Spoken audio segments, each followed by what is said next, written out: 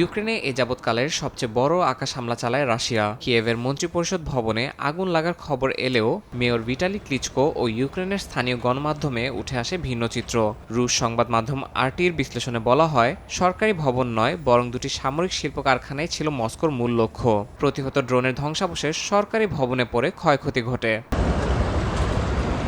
হামলার নিন্দা জানিয়ে যুক্তরাষ্ট্রের ইউক্রেন দূত বলেন, রাশিয়ার পক্ষ থেকে যুদ্ধ থামানোর কোনো ইঙ্গিত নেই। ব্রিটিশ প্রধানমন্ত্রী কিয়ার স্টারমারও ঘটনাকে ভয়াবহ আখ্যা দিয়ে সাধারণ নাগরিক নিহত হওয়ার বিষয়টি তুলে ধরেন। এদিকে ইউক্রেন প্রতিরক্ষা মন্ত্রণালয় জানিয়েছে, মিত্র দেশগুলোর সঙ্গে নতুন করে বৈঠকে বসবে কিয়েভ, যেখানে বিমান প্রতিরক্ষা জোরদার ও রাশিয়ার ভেতরে পাল্টা হামলার সক্ষমতা নিয়ে আলোচনা হবে।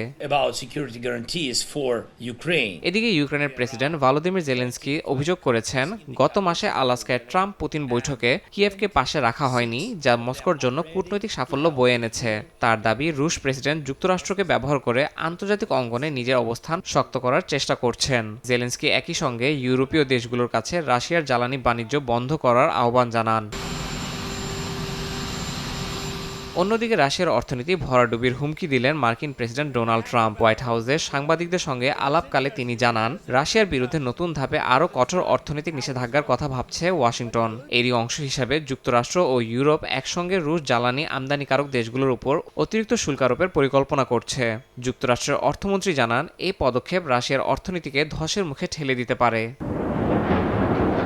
তবে অনড় অবস্থানেই রয়েছে রাশিয়া। দেশটি জানিয়েছে, যুদ্ধবিরতির জন্য কিয়েভকে নতুন সীমান্ত স্বীকৃতি, ন্যাটোতে যোগদান পরিকল্পনা বাতিল এবং পশ্চিমা অস্ত্র সহায়তা বন্ধ করতে হবে। ইয়াসিন মোহাম্মদ জিসান, সময় সংবাদ।